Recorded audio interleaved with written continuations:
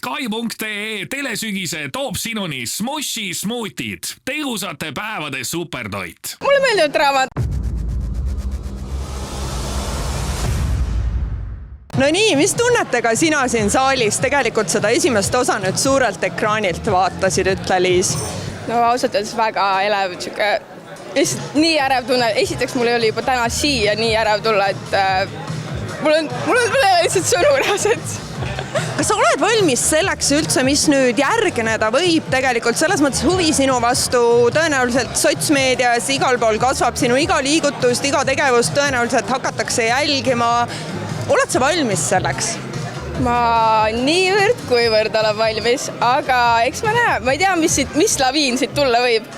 Aga kas sa nagu enda maine pärast, ütleme, ka tuleviku mõttes ei karda selles mõttes, et reality show paneb inimestele teatava templi ikkagi külge, et oled sa selle peale mõelnud, et 10-20 aasta pärast ujub välja, et seal on see Villa-Liis? Ma tegin seda, mida ma tegema pidin ja see, mis mul mõttes oli, et on hea mõte, et elada tuleb ühe korra ja teha seda, mida sa tahad. Aga kuidas selle elamisega seal saates oli, et kas sa tegid ka midagi sellist, et sa mõtled, et äkki ikka montaažis ei panda sisse, et nagu või äkki loodame, et ema seda osa ei näe? Mul ei ole mitte millegi pärast häbeneda. Ma räägin, nagu ma ennist ütlesin, ma tegin seda, mida ma tegin ja seda, mida ma õigeks pidin sellel hetkel. Aga ütle sellist asja, osaliste kohta uuritakse tageli minevikust, ka hästi palju hakatakse uurima, otsima.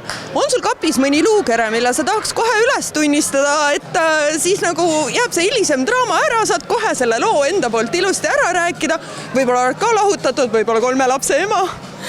Eks meil neid luukeresid ole kõigil kapis, aga mulle meeldivad draamad, lased jäävad võib-olla sinna, kus nad jääma peavad, et lased tulevad hiljem välja. No mis sa arvad, mis su perekonna või lähedaste reaktsioon tegelikult on, kui nemad selle esimese osa nüüd homme ära näevad?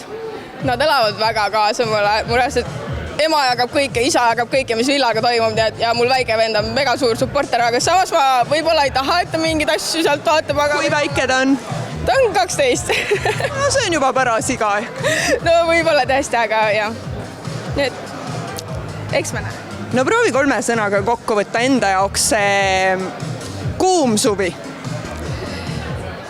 Ütleme niimoodi, et see oli traumeerivalt äge suvi.